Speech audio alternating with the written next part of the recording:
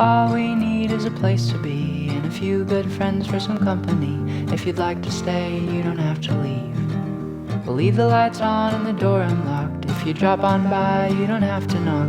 We're happy to share whatever we've got.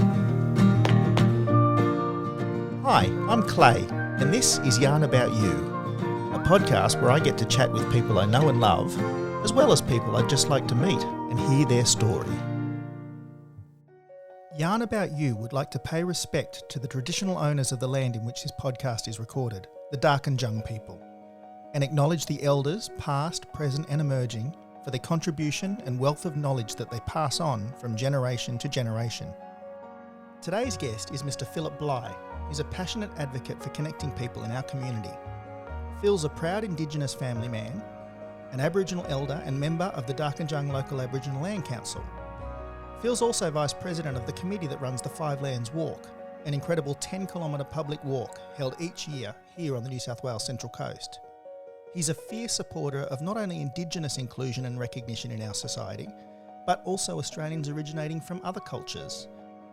To me, Phil Bligh is not only a respected elder and mentor in the Aboriginal community, but I'm also lucky enough to call him my friend. I hope you enjoy our yarn. Mr. Phil Bligh, thank you for coming on Yarn About You. It's great to have you here. Clay, there, thank you very much. I want to start at the very beginning though. So tell me about your parents. Well, that's where it all started with me because they got together somehow, and here I am in front of you. So you're going to have that talk with me again. It's a bit of a story. It's a bit of a journey up to here. So both of my parents are Aboriginal heritage from Queensland, and both were taken away as children and put onto missions involuntarily. How old were they? Well, my mum was taken away in 1921 with her mum and her auntie had 12-year-old and a 6-week-old child. That was in 1921. They were taken from Cloncurry, where my mum was born, so she's a Kalkadoon woman, and to Palm Island, just off Cairns in Queensland. And she spent a number of years there, but her auntie, Julia, died in 1922, so only some months after they went over to Palm Island. Her auntie Julia was actually sent to Phantom Island, which is just off Palm Island, and that was leprosorium, I think they call it. That's where they sent people with leprosy and venereal diseases and other diseases which they didn't have any cure for at that time. And so I don't know exactly what she died of. But we can only speculate because that's where they sent people to that infirmary. And so when my mum at the age of 3 was sent to Palm Island with her mum, I would say that they were separated, because when I look back through history, my mum never actually said that they were separated when they went to Palm Island, but when I look back through history now, we know that the children were separated from their mothers or their parents, because you had the children's dorms, you had a boys' dormitory, girls' dormitory, dormitory for the women and a dormitory for the men. And everything was really regimented. So when you say they were taken, they were just picked up and taken away from their homes and taken to somewhere. They didn't know where they were going. They were just taken there and told, this is where you're going to be from now on. Yeah. So that's in 1921. So that's I guess it sort of follows on from the White Australia policy around the 1900s when Australia was federated, and it's around about that time, or even I think just before then, that they're taking Aboriginal people off the lands so that they can open the land up for the so-called settlers, and that's another story. But putting them onto missions. So what was actually happening around that time was people from lots of different Aboriginal countries, because Australia is made up of a lot of different Aboriginal nations. Mm-hmm. They were taken, and not all of them really got along with each other very well all the time.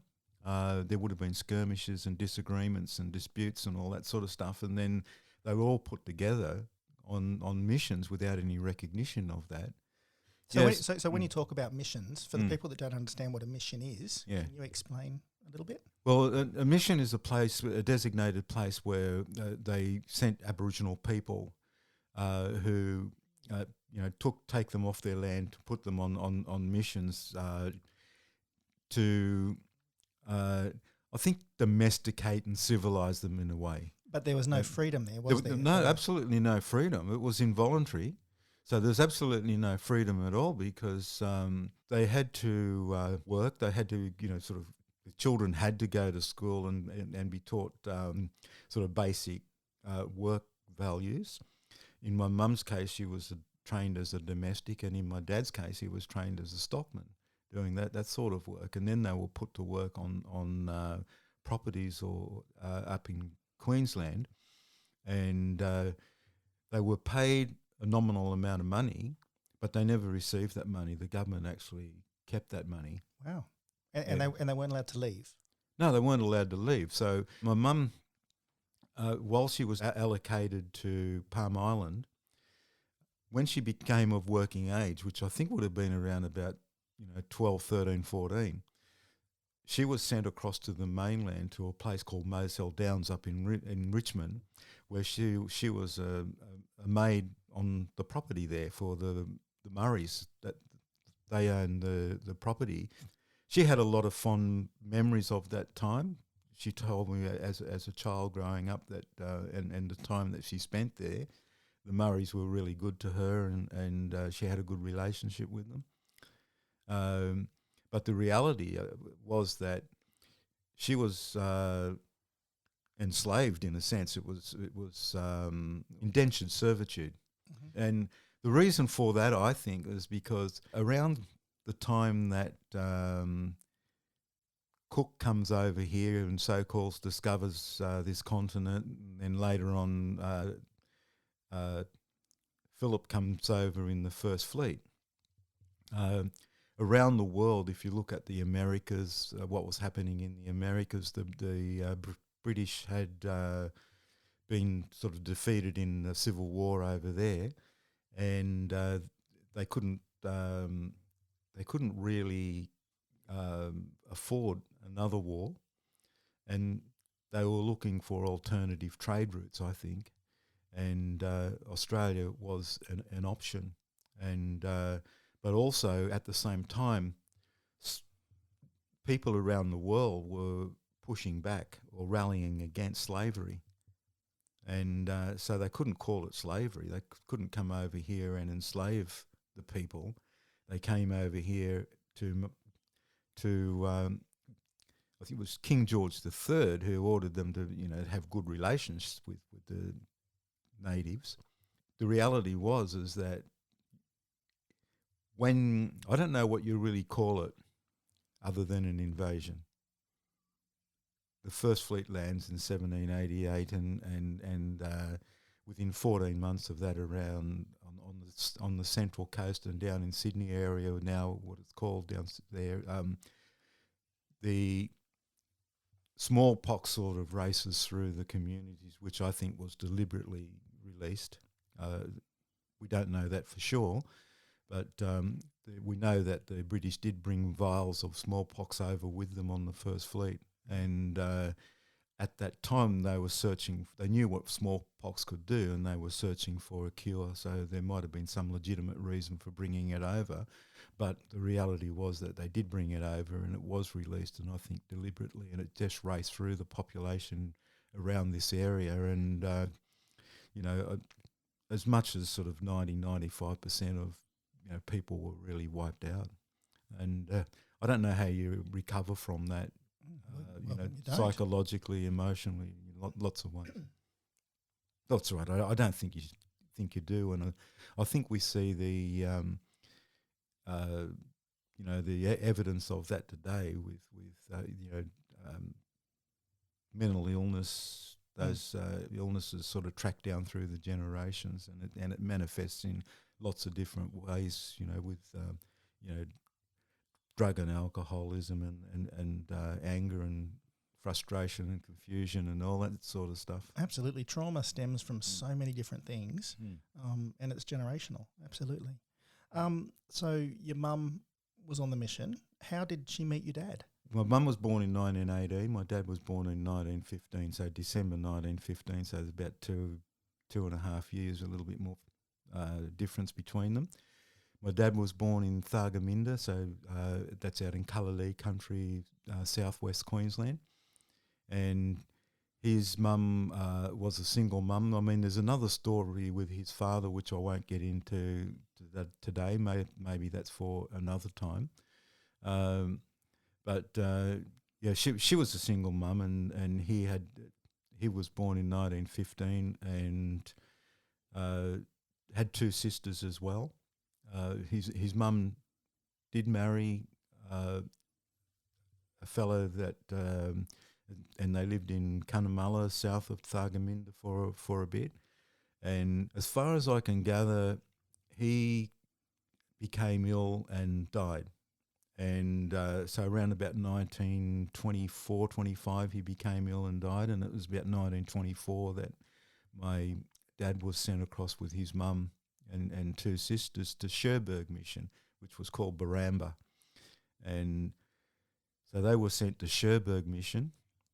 And it was there that his mum, my grandmother, Maud, meets Martin Bligh, who was an Aboriginal man but a returned serviceman, and they got married in 1925. So that's how I get the name Bligh, actually. Wow. Yeah. Okay. So I'm no relation to Captain Bligh. People ask me about that, but they get married and have more children. But the story goes something like this as to why my dad and the whole family actually get sent across to Palm Island.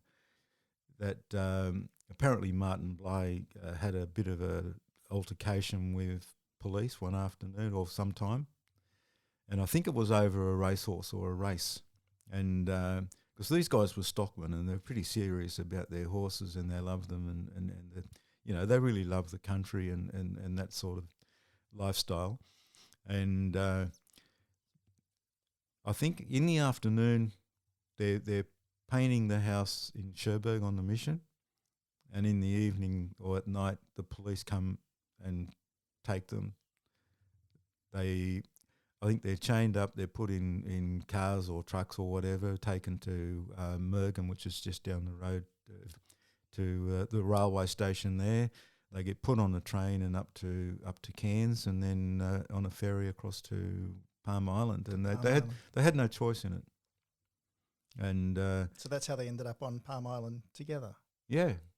So they end up on Palm Island. They meet each other there, and about the early 1930s, my dad is sent back to Cherbourg. So they go back to Cherbourg Mission, and by then he's a young man, a stockman.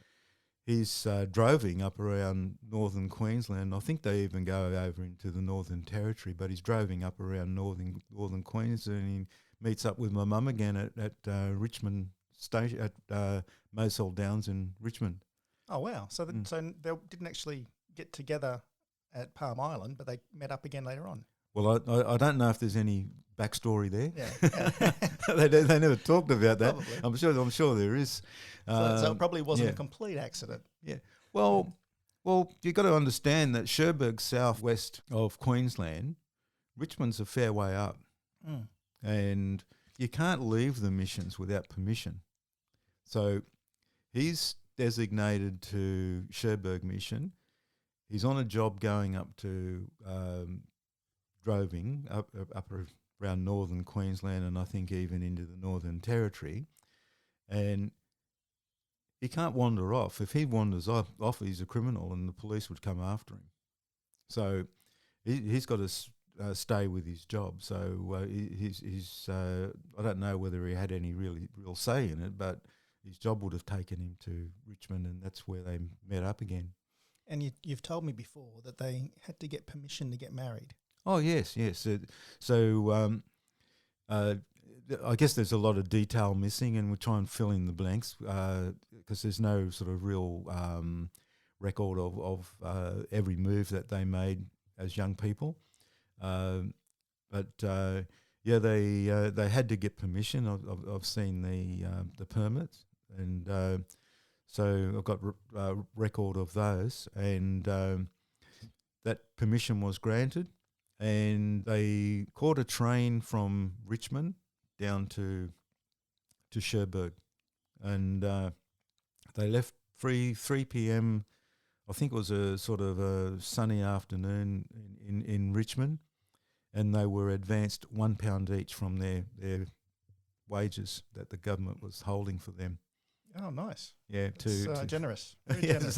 that was to get down to to Mergen on the train, and then so I think it's about 4, 5, 6, 7 kilometres, whatever it is, from Mergen to Cherbourg to the mission, and so they got married at Cherbourg on the mission. I haven't seen any photos of the wedding. I've scoured the internet, and I've found quite a number of photos of Aboriginal people who were married on the mission. One photo I saw would have been 6 couples getting married, I think, on the one day. I don't know whether they got married with other couples at all at the same time, but I'm because there's a lot of other photos around, I'm sure there would be some and I'm hoping that there would be some of my parents somewhere, or one of my parents somewhere getting married. Absolutely. How amazing would that be to find? We've got to find those. Yeah, we have to find those. So that'll require a trip back to Cherbourg and doing some digging there. I've been back a few times, but I haven't spent enough time there really to do that sort of digging. So what year was that? That was in 1938.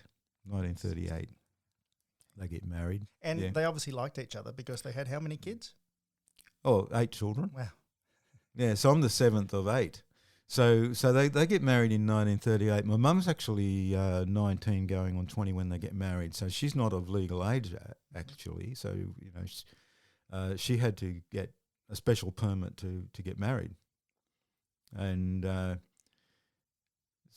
my dad's then, how old is he? 22, I think, going on 23. And they get married, and I think it's about 2 years after that, 1940, my eldest brother is born. So that's the first child. And when he was 2 months old, they got permission to come down to Burke, which is where I was born. They had to get permission because my dad had an uncle who was living down in Burke. And so he got permission to go down there. And the reason why they went down to Burke with Aboriginal people up in Queensland, there was a sense that there was more freedom south of the border than there was in Queensland. Queensland was really a horrible place, and there was really no freedom for Aboriginal people back in those days. My brother then, my eldest brother, was actually 2 months old, and I remember my mum saying the reason why they left Queensland was to get away from all the trouble up there. What she meant by that, exactly, I really don't know. I can only speculate and look back, sort of telescope back into our history and make some assumptions as to what that trouble meant. So they go down to Burke, and they don't go down together, actually. My dad goes down first, and he's actually told a story about the first night that he got down to Burke. I think he was camping under a bridge. So I don't know exactly how he got down, but he was camping under a bridge with this old swaggy who was cooking up some food, and he invited him to share the food with him. And my dad had some food with him, and the swaggy said, what have you got there? He said, I've got an onion. He said, hold on to that, we might need that later. Wow. So you got to realise this is 1940. There's a war on in Europe. It's a Second World War. And my dad said, what are you cooking there? He said, snake. So they were really living off the land. Yeah. And so my mum comes down a little bit after that. She finds her way to Cunnamulla, and is picked up by a family friend whose name was Keithy Martin, an Islander guy. So they have connections up in Queensland as well. I think Queensland back in those days was really cosmopolitan. When we look back in history, there's a lot of people that came from islands, the South Pacific Islands, and from the Asian countries, from even Afghanistan, China, places like that. So by this time, your mum's travelling with one child? With one child who's 2 months old, and it's picked up in Cunnamulla by Keithy Martin, who has the mail truck. So it must be delivering mail, from Burke up to places like Cunnamulla, and she gets a ride back down to Burke. And I don't know where they actually stayed, but I do know that they were living in Burke as what was called the halfway. It was halfway between Burke and North Burke. So I think that they might have been sort of a couple of kilometres out of Burke, living in some sort of house and property. I don't know how long they are there for, but my dad gets a job on a property outside Burke towards Brewarrina called Beamery Island, and it's called Beamery Island because when it rains and there's a big flood, and it turns into an island. Wow! But so I think he was sort of managing a property there. And when you think about it, it's only when they come to New South Wales that the money they earn they get to keep. So how long were they in Burke? How many kids do they have in Burke? I know that they had, I think the first three, so there was three boys, Percy, Roy, Lance. I think they were all born when they was in Burke. Well, Roy and Lance would have been, and I got my eldest sister, I think she might have been born there as well. But they were actually living on Beamery Island when the second child is born. So I think it's about 16 miles, something like that. I don't know what that is in kilometres, maybe around about 30 k's or something like that, outside Burke. But my parents, when Roy was born in Burke Hospital, they took him home in a horse and cart. So that's quite a bit of a sort of a trip, I think, for that distance. Absolutely. Back in those days. So they were in Burke for all the children? Yeah, in and around Burke, yeah. Not actually in the township itself, but my parents were living on Beamery Island then, so which is about 30 k's or something like that outside Burke, I think. But then I sort of can't connect all the dots perfectly, but after that, my dad gets work around Byrock, which is about 77 k's or something like that outside Burke. So it's on the Mitchell Highway before you go into Burke. And it's a really small town, sort of basically, a pub, and they had a grocery store, which was a small store, and police station with one top, and a service station. The trains would stop there. And my dad got a job working as a fencing contractor. He was actually employing at one stage about 7 or 8 men. There was a lot of work around that time on the properties out there, and I know that up until 1951 they were living in a tent outside Byrock. So Byrock's only a really small place, and it's a rural community. So in a tent with all the children? Yeah. So 1951, the fifth child is born. So they had 4 children in a tent, yeah. And I don't know exactly how long they were living in a tent, but they were in a tent, I think it's something like 10 k's out of Byrock before you get in there. And in 1951, they buy a piece of land in Byrock and build a house on it. And the fifth child is born, it's David. And then Danny comes along a few years later, and then I come along after that, and then I've got a younger sister. Yeah, so the 4 younger children, we are living in Byrock, and that's all we really know at that time. And there's a school there, which is a composite school, and from K to 6, after you finish grade 6, you go on to what was called correspondence. So you studied remotely. Yeah, so we all went to school there, and up until I was probably about 8, I think, 7 or 8, and then our house burnt down, and we actually moved back to Burke. How did your house burn down? It was, I remember the day we were at school, all the kids, and the older siblings, they were working. My dad was working, and my mum was was home, but I think she went over to the shop and we had one of those kerosene fridges.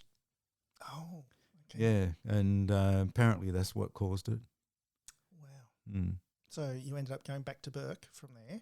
And that's where I, spent the rest of my time in my childhood in Burke up until 1974 when I finished my HSC, and then I went to Sydney. So did everyone move to Sydney, or you just came to Sydney?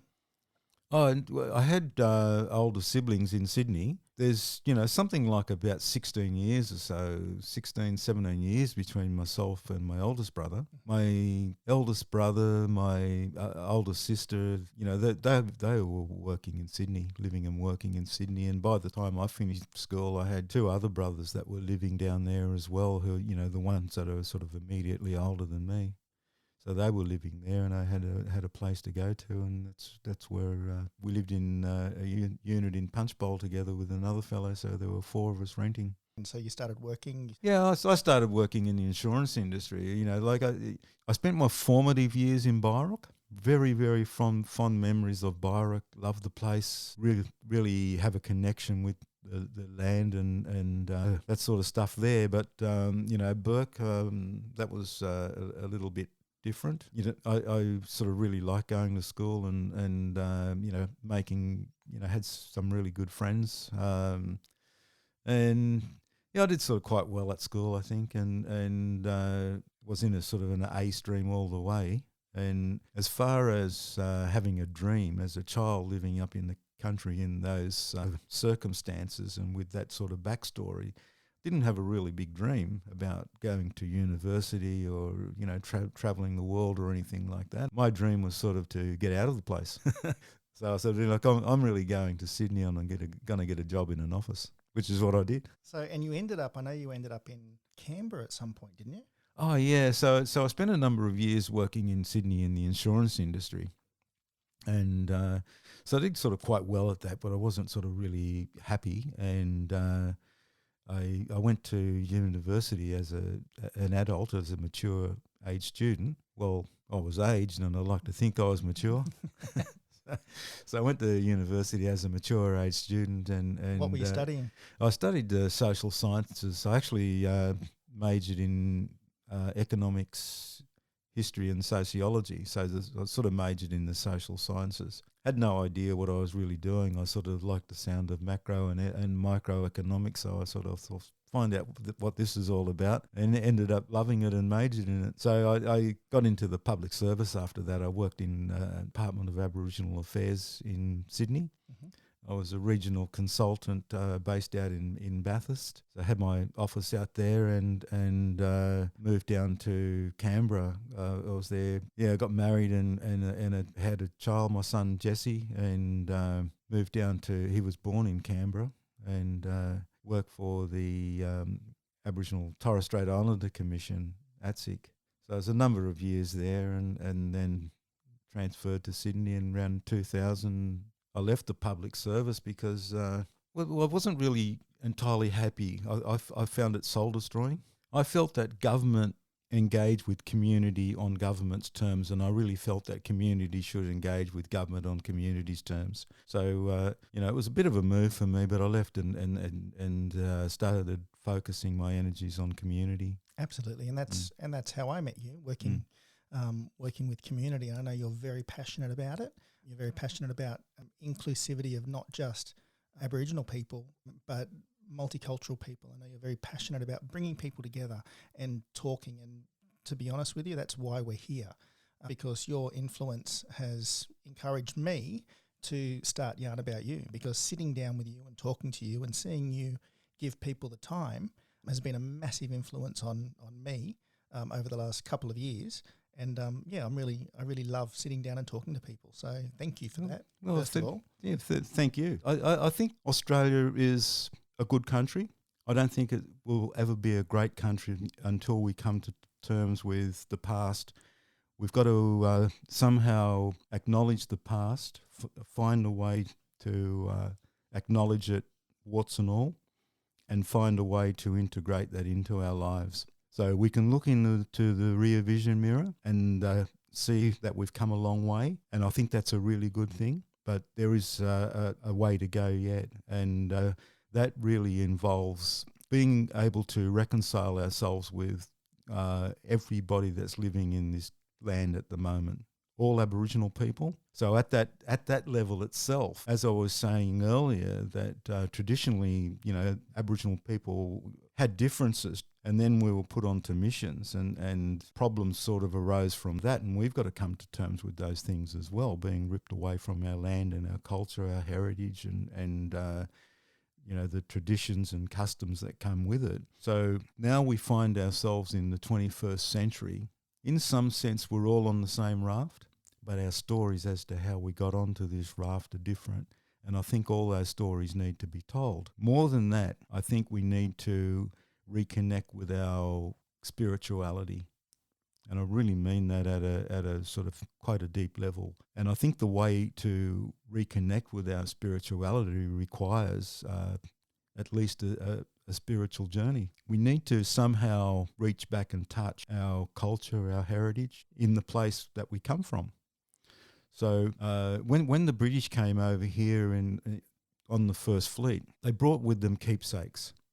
And the reason why they brought keepsakes with them is because you can't clean slate. You've got to be able to reach back and touch before you can move forward. So if you're of British heritage, for example, and you're second, third, fourth, fifth generation British heritage, and you're living in Australia, well, there's two things I think you really need to do. You need to be able to, if you haven't really done it as yet, is to reach back and touch your own spirituality, which requires not necessarily a physical journey back to the homeland, but certainly a spiritual journey back to be able to touch that and bring that into your presence. Then find a way to integrate that with the spirituality that's already in this place. Before the British came here, there was a spirituality that came from the land up. And we need to understand that spirituality, and we really need to connect with it. What the British did when they came here is they imposed a new religion, a new way of life, a new economic system, a new political system, a new health system. And I look around today and I see that's still happening. Various groups and political parties are imposing narratives on this land that are inconsistent with the spirituality. I don't want to get into that because that's a really big conversation. But absolutely. But you've explained to me before the difference between an Indigenous view of nature and the Western view. Can you explain that? So I think we've got to really understand reconciliation is a really big thing in Australia, and the government puts a lot of time and energy into it, some money into it as well, and a lot of good people out there long for reconciliation. But I don't believe that we'll ever achieve true reconciliation until we're able to connect at a deep spiritual level. So for Aboriginal people, it really means that we have to go on a journey ourselves if we're not connected to the spirit of this place, to connect with the spirituality of this place. Mm-hmm. And we can do that looking into stories and mythology. And for someone from overseas, I think they need to do the same, go back and into that spiritual journey also. And then when you do that, you find that there's commonality, but you also find that there's some fundamental differences, and we really need to understand those fundamental differences and be able to reach across that chasm of difference, of cultural difference, to the other, so that we can reconcile those differences. What I see happening around us now is there are certain groups or people who really want to beat people up as if they have differences of opinion. But I think we really need to understand that there's lots of different ways of viewing the world, interpreting the world, and interacting with it, because the way we think about the world influences our behaviours. So from an Aboriginal perspective, I actually think that we see that when I say we, what I mean is this, because I think there are a lot of Aboriginal people out there who have been westernised in their thinking. I wrestle with that all the time because I was like that myself, right? But from that genuine Aboriginal perspective, we see the world subjectively. So we see ourselves as being part of a greater environment of God, if you will. So in other words, we're in there in relationship with everyone and everything in the environment. So I think the Western world sees things objectively.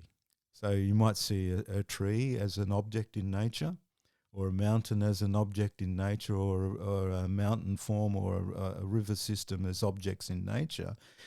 And then there's this tendency to want to understand that and break it down to the lowest common denominator. So you take a tree, for example, and you break it down to the smallest denominator, the atom or whatever that is, to understand it.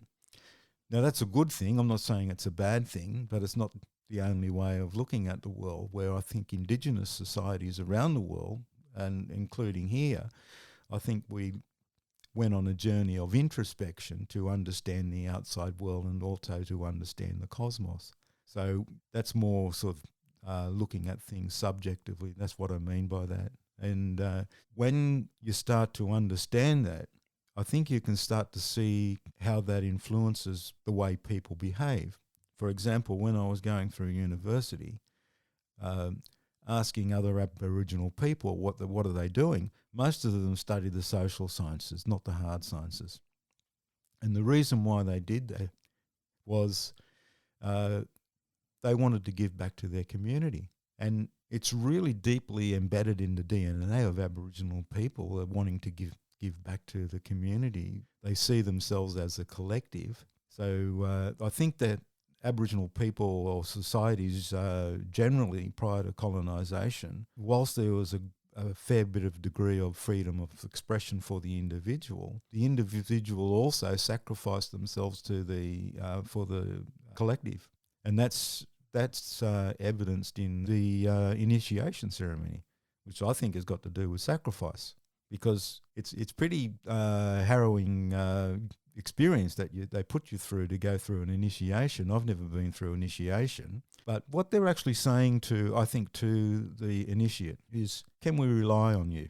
And the initiate is saying, you can rely on me, I've got your back. So they're sort of sacrificing themselves to the collective, committing themselves to the collective, where in the Western society today, and even with Aboriginal people, there's a strong focus on individualism. So it's about rights, individual rights.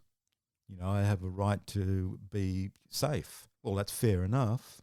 But how about the responsibility? Because your right is my responsibility. And so what about you having some responsibility? Two sides of the same coin, I think. We don't talk so much about responsibility. There's a overwhelming conversation about people's rights today. And I'm not saying that's a bad thing, but I think it has to be balanced with responsibility. And I think traditionally the way that was overcome was through the initiation process.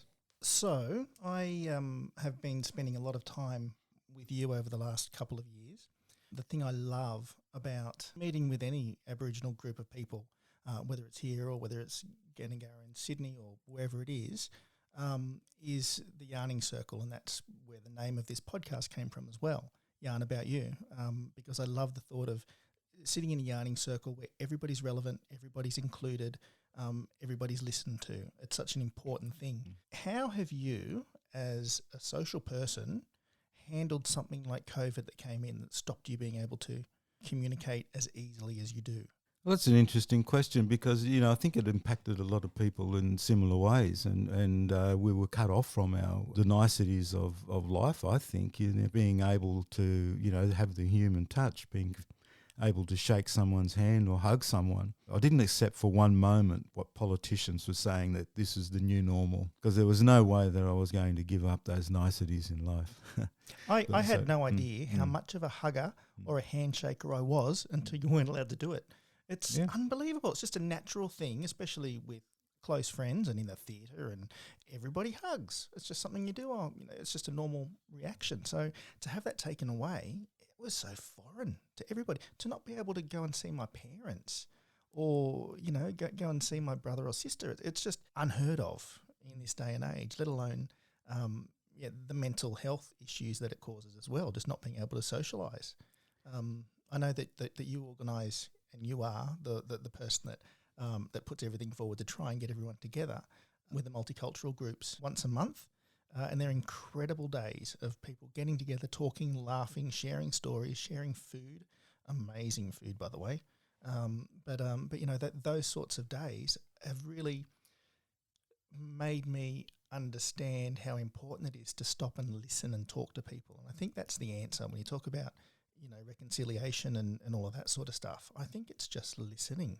Stop talking and listen to people. I think it's a grassroots movement, and I really think you're spot on. I think that the more we share our stories, the more we learn about each other and understand each other, and also I think the more we know learn about ourselves, because it causes us to reflect and sort of go inward as well, and understand our identity and our true values. And but as you said, the food is great, but that's not the primary reason for doing it. We really, I think when we share food, and I said this in the beginning of the Five Lands Walk in 2005 when we were starting down this path. With the first Five Lands Walk was in 2006, but as far back as 2005, I was saying we've got to have food, and people thought I was off the planet, And I said, well, but we have to have food, because something else happens when you share food. It not only fills the gap in your stomach, it fills the gaps between us. And so it's really important, when we talk about the circle in Aboriginal cultures, not just Aboriginal cultures in Australia, but Indigenous cultures around the world, the circle's really important, because, we can all, we're all sort of facing each other. We can communicate, and we're able to share stories, and I think it also, you mentioned the mental illness as a result of the COVID. Well, I think those are the sorts of things that connect people and make life meaningful. It gives you a reason to, get up of a morning and be able to, and you know that you're part of a community, and you have a place in that community, and also you have a voice.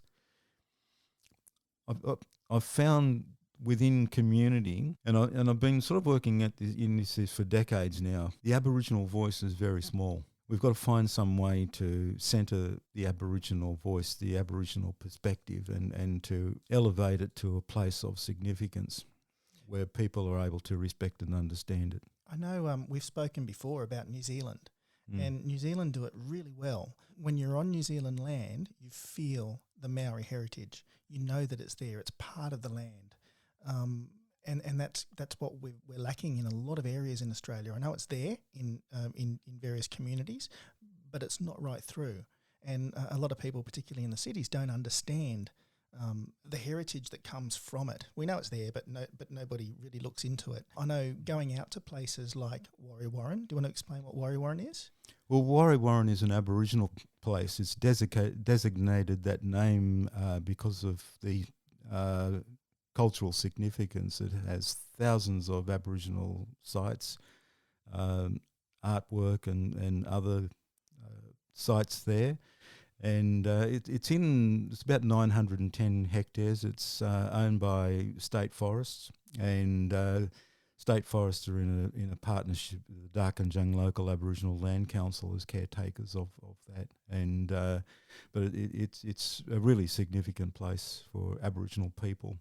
And going out to Warri-Warren and walking down through the bush to find a cave that's got handprints and Aboriginal drawings that have been there for thousands of years I've never felt anything like it before. I've seen artwork in the past, but I know that day changed me in a big way. It was absolutely incredible. I'll put some pictures up as well on the Facebook page. But yeah, it's something that I think everybody should see, everybody should go to, and yeah, just to understand that, you know, we have our bicentenary and we have things that we celebrate for, you know, a couple of 100 years. Well, this is thousands of years, and to hear the stories and to see the handprints of people and children that were there right where you are it's definitely talk about spiritual journeys. I think it's really humbling to be able, you know, to sit down there next to a child's handprint, and you know that handprint's at least 3,000 years old, and so some older, perhaps, because it's been authenticated. It's not a figure that we've pulled out of the air. It's been authenticated, various methods. But what it really highlights for me is the fact that there is a spirituality in this land that comes from the ground up. And that's getting back to that journey that I was talking about or alluding to, that we really take Christianity. The Western society, I think, is predicated on Christian values. The common law is predicated on the 10 Commandments: thou shalt not kill, thou shalt not steal, all that sort of stuff. And it really, at some level, we sort of know all that, you know,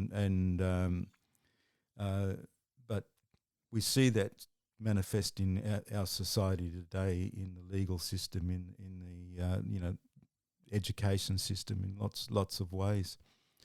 But that came up from another land somewhere else. Its roots are in another land overseas, and it was brought here and imposed on the people and imposed on the land. And I think we've got to really understand that there is a spirituality here.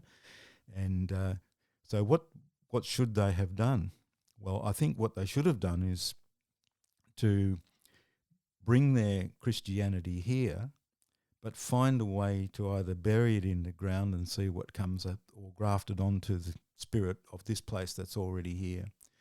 And so that requires some journey to do that. In order to do that, you really got to understand where those Christian values come from and how it shapes thinking, and understand the Aboriginal stories and spirituality and how that sort of shapes the thinking and behaviour of people here. And then I think we have half a chance, when we understand it at that level, of true reconciliation. As a friend of mine, Dave Beaumont, always says, you know, is this meaning to be true, or does it have true meaning? I think that's what he says. Or it might be the other way around, you know. Does this have true meaning, or is it just meaning to be true? Yeah.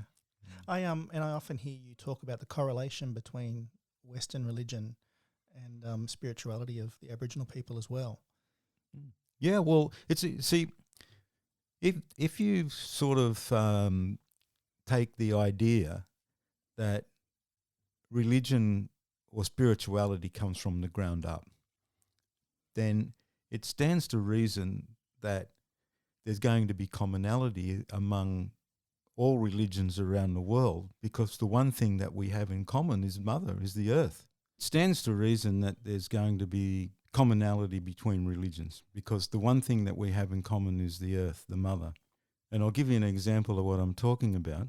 The story of Moses coming down from the mountain with the 10 Commandments is, you know, he comes down after communing with God, with the divine, with the rules of life.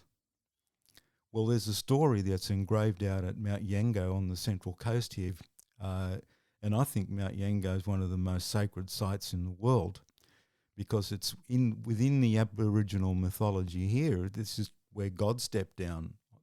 It's a flat-top mountain, but it's where God stepped down. It's where Bayami, the great creator, stepped down. The divine stepped down there.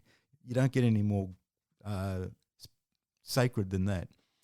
And so the story goes something like this, that Bayami came down with Turungong the whale, who brought the kinship system with him to share and teach the people. And they spent some time here teaching the people the rules of life, the kinship system. And Bayami goes back up into the sky world, and Turungong the whale transforms from a sky spirit to a water spirit and goes out to the ocean. That's a very short description of that story. There's much more to it. But the thing is, when you look at those two stories, I think they're the same. God or the divine comes down with the rules of life in both instances. In the biblical story of Moses, it's prescribed. Thou shalt not kill, thou shalt not rape, or, thou shalt not steal. It's prescribed to the people.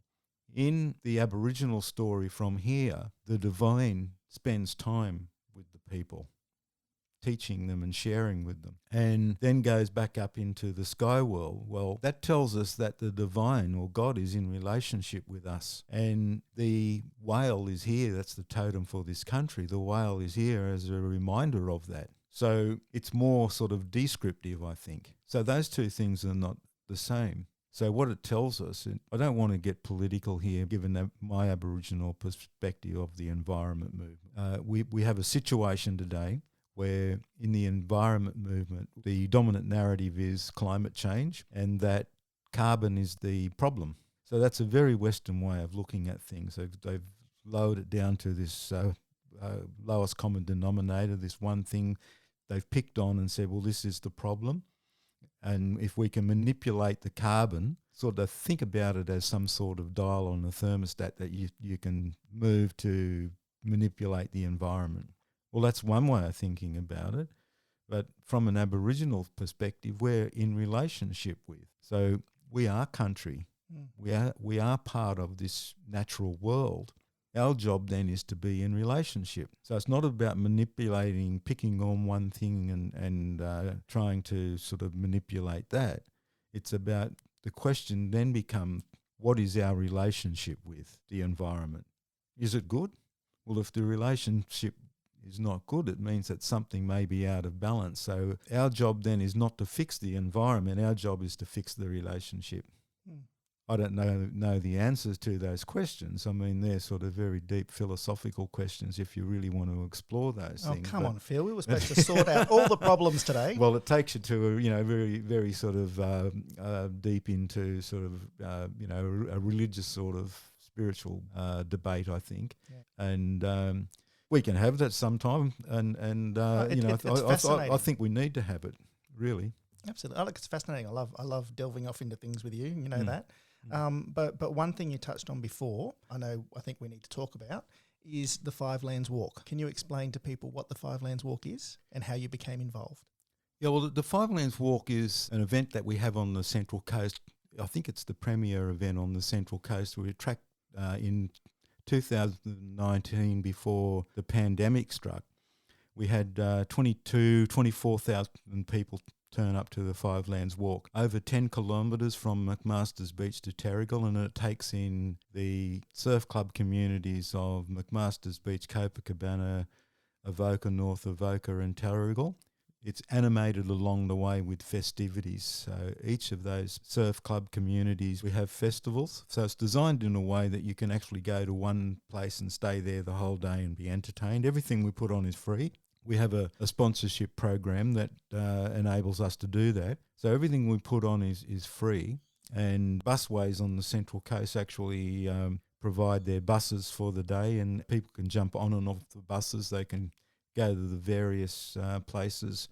If they don't want to walk it, they can go and catch a free bus there and jump on and off and go to any of the other places as well along the way. You can walk it from McMaster's Beach to Terrigal, so you can drive your car to Terrigal and catch a bus down to McMaster's Beach and walk back up and get a taste of all the different festivals along the way, which includes people from lots of different multicultural communities doing things along the way, performances, dance, music, live music, food, workshops, animal displays, ephemera art along the beat, art exhibitions and photographic exhibitions at the surf clubs.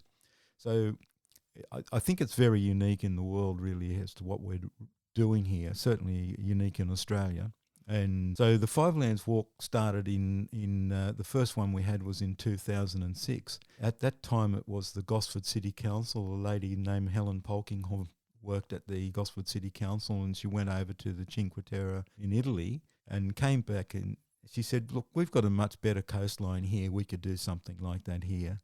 And a friend of mine who was working at the council at the time, Elio Gatti, a cultural officer there, and I was doing some other work with him involved in the Arimba Protocol, which is another story as well. The Arimba Protocol was a community coming together with government, creating this protocol to partner, well, community partnering with government to manage the forestry from the Central Coast right up to Coffs Harbour, co-manage. So we were sort of on a journey with that, and then Elio Gatti then suggested to Helen, he knew people at Avoca, Pauline Wright and Con Ryan, maybe others as well, I'm not quite sure, but they were certainly talking about doing something at Avoca which brings together sport and art. So Elio Gatti brought us all together, and there were other people involved, and the first Fivelands Walk came about in 2006.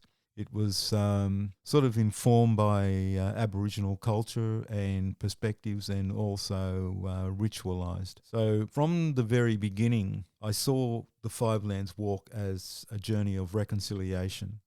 And the fundamental question that underpins the Fivelands Walk is, how do we live in this land with joy, which goes to the heart of reconciliation. And I think that is a conversation that we really need to have. And that sort of, goes to what we were talking about previously, about that spiritual journey of reaching back and touching your own spirituality and understanding that and bringing it to this land, finding a way to graft it onto the spirit of this place. So in a sense, for me anyway, that's what the Fivelands Walk is about. There are a lot of different levels of it. We wouldn't have sort of time to go into now, but it's growing in popularity. It's growing exponentially, and it's also evolving. We have it on a Saturday closest to winter solstice, and that's for spiritual reasons. And it also coincides with the whale migration north, and the whale being the totem for this country. So we pay homage to the whale, and we do lots of other things as well, the Fivelands Walk. I'm lucky enough to have been invited by you onto the committee, the Aboriginal committee of the Fivelands Walk. And I know there were 22,000 people, you said, in 2019. In 2021, there were, 12 of us? There were like a small amount. Yeah. So we just did the walk because COVID had just kind of peaked, and we were allowed to social distance, and a small group of us do it. And it was the day was perfect, by the way. But I remember a couple of things that happened. Doing the walk, we stopped at the lagoon between Copa and McMaster's and met Danella Waters, the beautiful Danella Waters. And Danella started talking about the importance of the eagle. Just then, the eagles flew over, right over the top of us. And Pauline Wright was videoing it, so we've got that on video. Later on, we're up at Winnie Bay, and Deb Swan was talking about whales. Just then, a whale breached right where we were. And so yeah, there were a couple of things that happened that day that were just amazing. But to do the walk without any festivities was incredible, let alone on the day. And I know that we've got a lot of exciting things planned for the coming years, and it's only going to get better. So yeah, I'm very excited to see what happens. Well, our aim is that people can do the walk 365 days of the year. So it's actually reflects it actually, I think, can reflect a personal journey. But you're right. In 2019, where over 22,000 people came on the walk, and people from Sydney, Newcastle, and other parts of Australia. But we're also starting to attract people from around the world as well. So our reach is extending, and it was cancelled in 2020 because of COVID, and in 2021 we had a virtual Fivelands Walk, not in June but in September. That's why the weather was really nice. But the synergy on that day, it was just about a dozen of us walking, and And I was really determined to walk it because I don't get a chance to walk it when the Five Lands Walk is actually on, because I have other duties elsewhere and I'm sort of mostly confined to one space. But I was really determined to walk it. And I'm glad that you were able to come along and share those things. And I thought it was quite spooky, actually, that the eagle appears when Danella is talking about it. It was almost like putting its imprimatur on what we're doing. And also then the whale breach would have been about a half an hour or so later when we're up at the Winnie Bay cliff top near Captain Cook Lookout, which is actually called the traditional name is Bulbararing. So when those two things happened, I thought it was sort of quite spooky.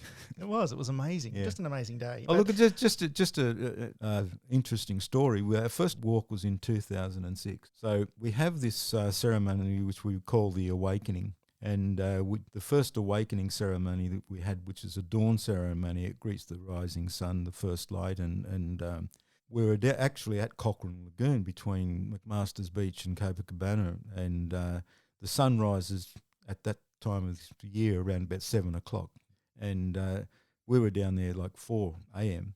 So we had a fire, we did this ceremony. Quite a lot of people turned out, actually, dozens of people turned out.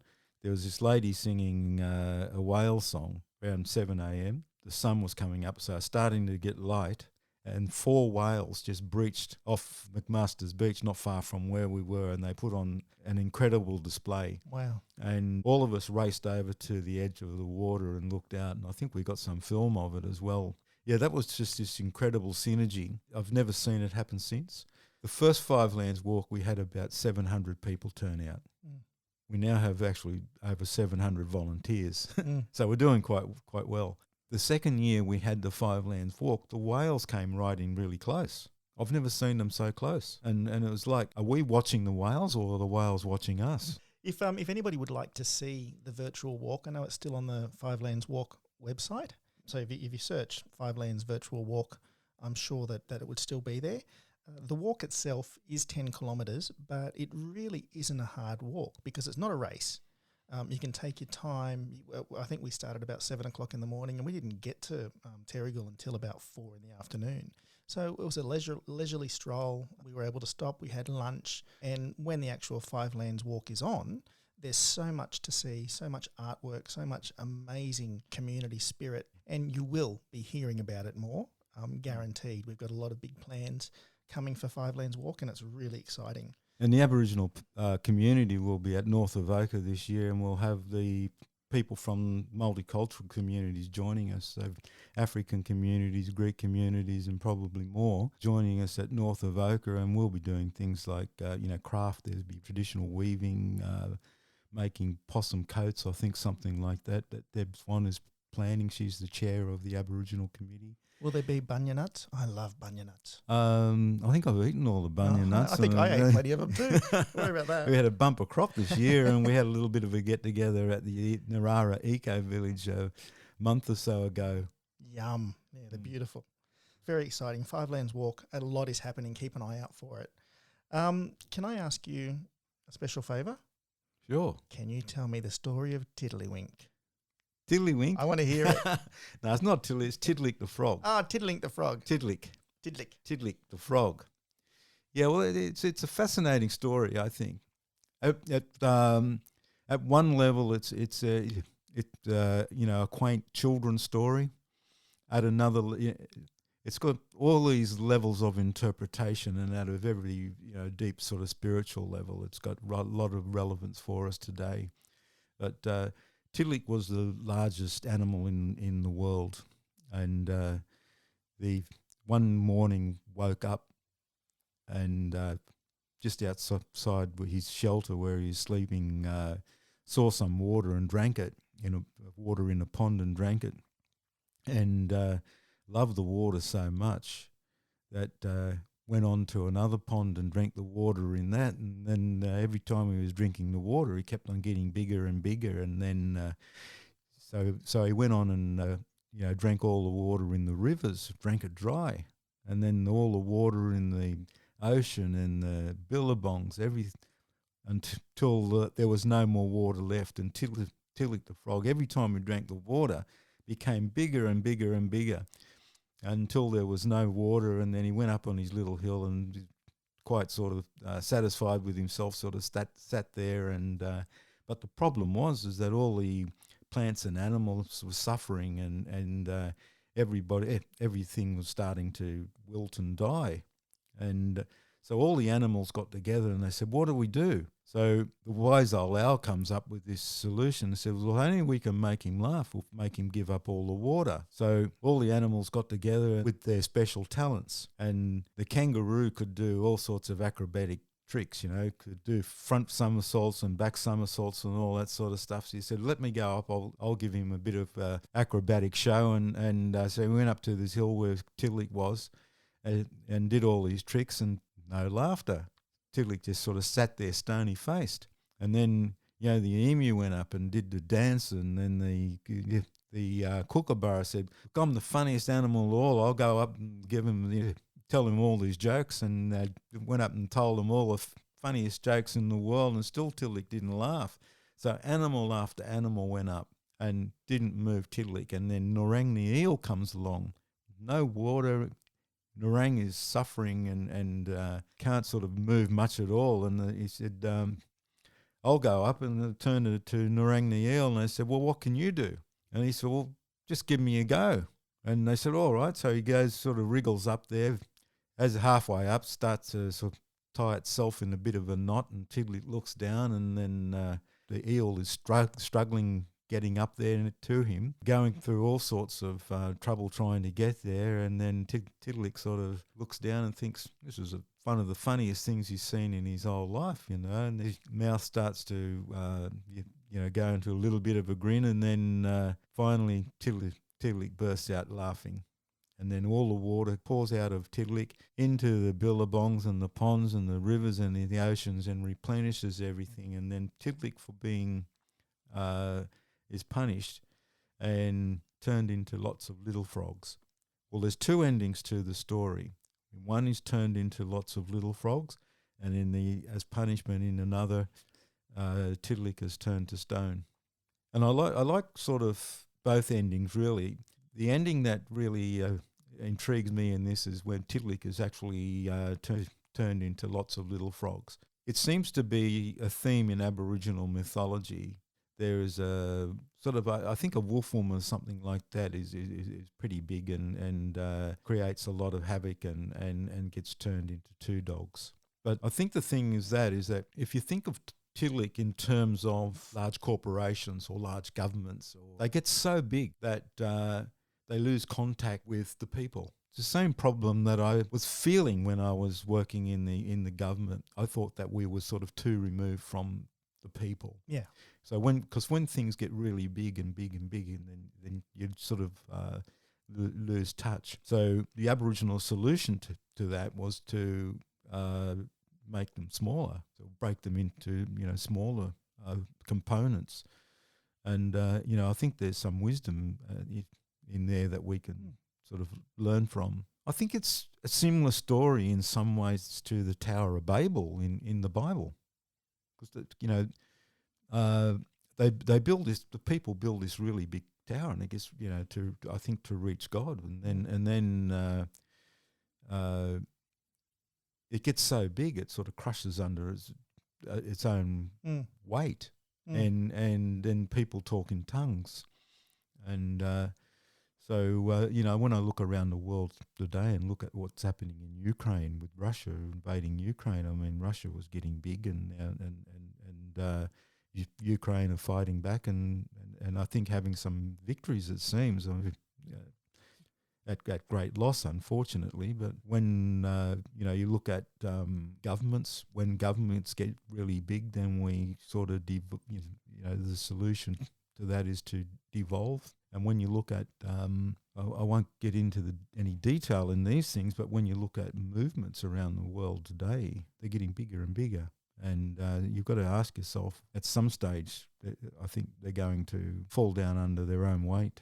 Well, they end up getting a momentum, and they lose, like you said, they lose contact with the people. They lose contact with the focus of what they're there for, and they end up growing to the point where it doesn't mean anything anymore. Yeah, well, one of the things that sort of, and this is quite controversial, I think, statement, but, you look at the LGBTQIA community, it's just getting bigger and bigger.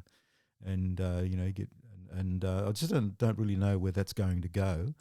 I support people who, are going through changes and coming to terms with their bodies and their sexuality and things like that. But as a movement, that's going to be interesting to follow and see where it goes.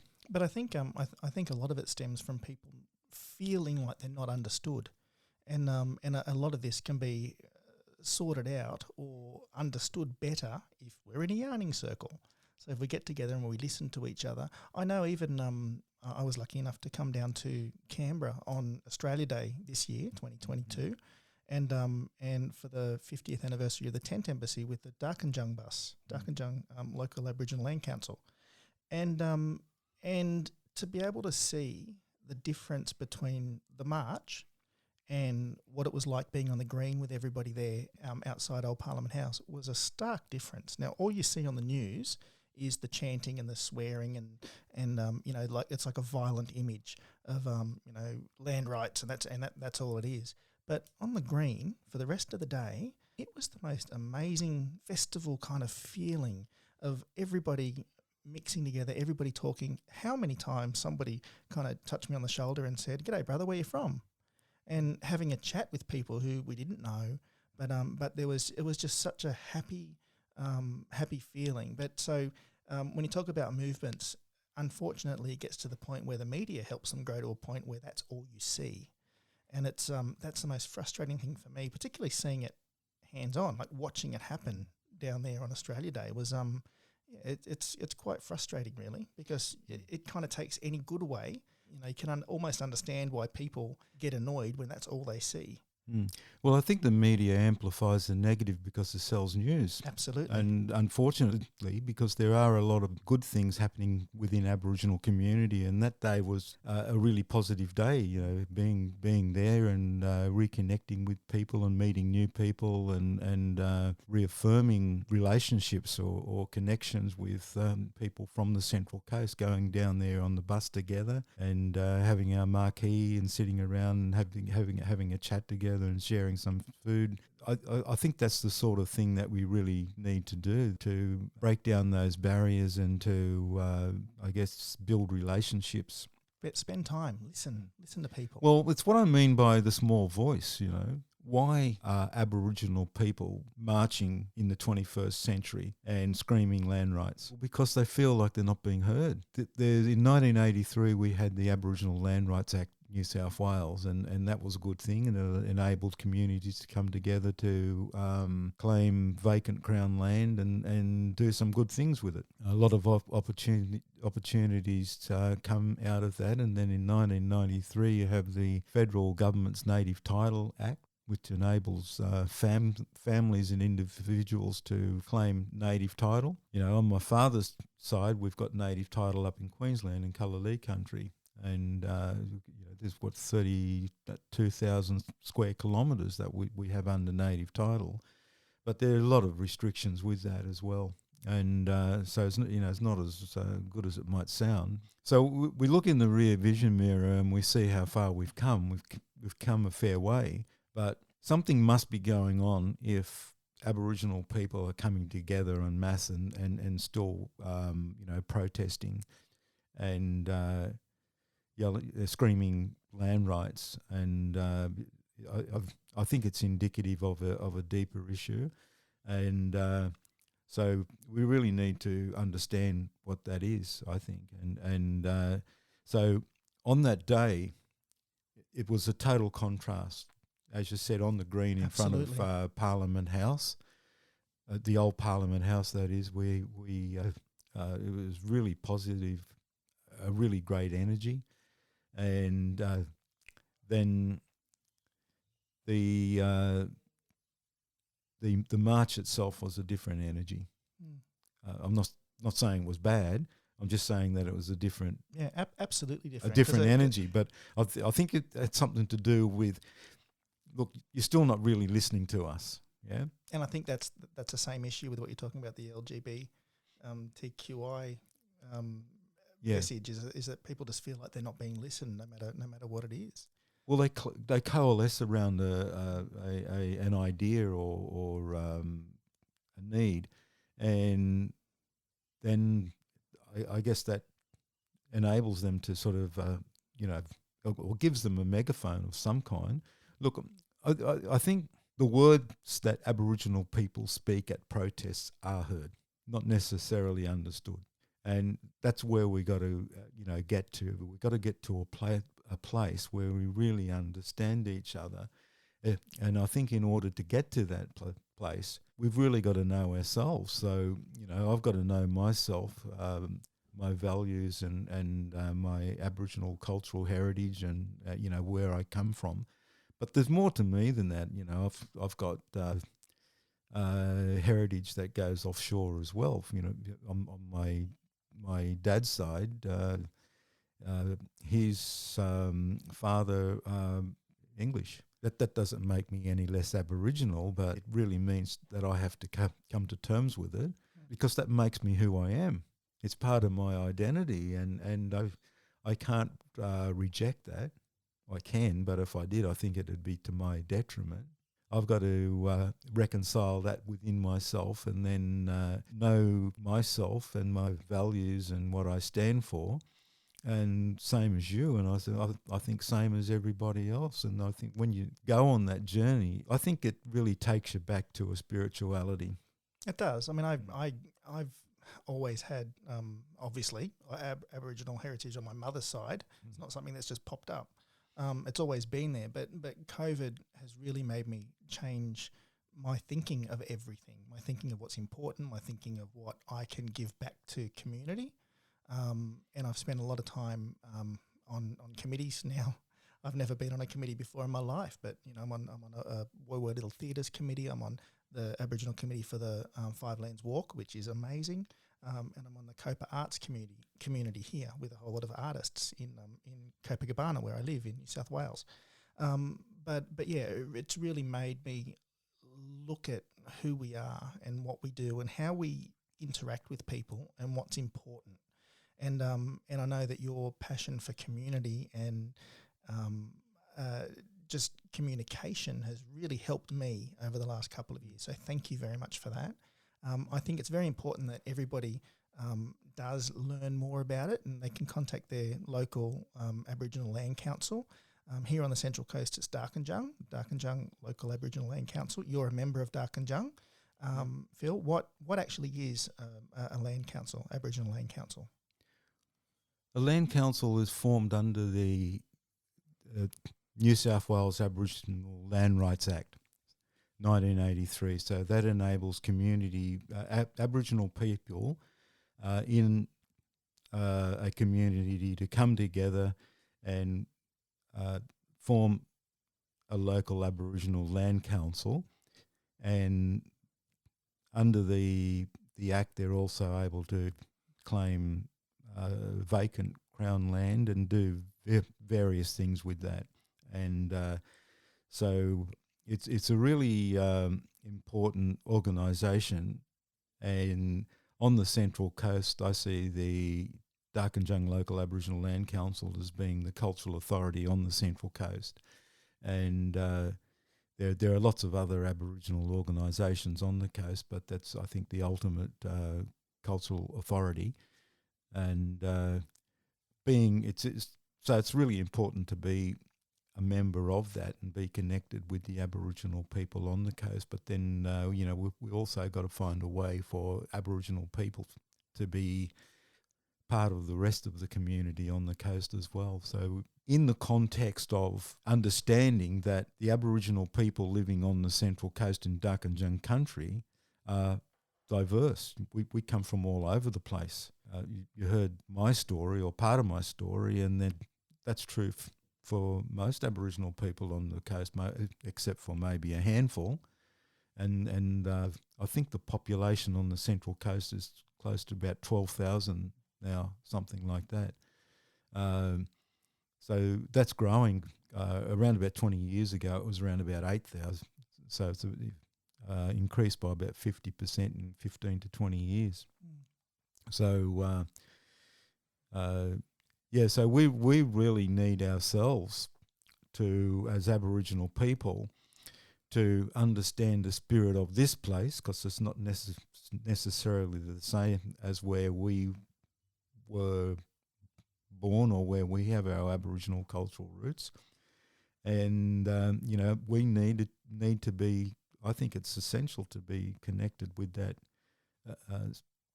local, that spirituality from here. And that requires, a journey in and of itself. And then once we're able to do that, then, we're in a much stronger position, I think, to be able to have a much more meaningful and reconciled relationship with that's true reconciliation with people from multicultural communities and the broader community. Now, I know Brendan Moyle, the CEO of Darkinjung Local Aboriginal Land Council, is very supportive, particularly of pulling community together. I know they're a lot more involved, the Darkinjung Council, with Five Lands Walk this year, and they've got a lot of exciting things coming up culturally in the next couple of years, particularly. So if there's any information you'd like to find out, if you just Google Darkinjung Local Aboriginal Land Council and Google the Five Lands Walk, there's a lot of stuff happening this year. But Phil, thank you very, very much for today. I love talking to you, and I'm going to have you on here again one day. So it's good. I'll see if I can bring some more people along. But it's been great to talk, and I think, appreciate the opportunity. Absolutely. You're welcome anytime. So and all the best with, what is it, Yarning About You. Yarn About You. I love the acronym YAY. Yay! Yeah, no, it's exciting. That's what I said. Because when I saw it, the logo and everything came together so easily. Yes. As soon as I thought, Yarn About You, it's so important what it means, and the yay bit was just a bonus. So, thank you very, very much. Yeah, congratulations. Thank you. Yarn About You is a Centre Stage creative production. Follow us on Facebook by searching Yarn About You, or visit yarnaboutyou.com.au for more information about the podcast and our guests.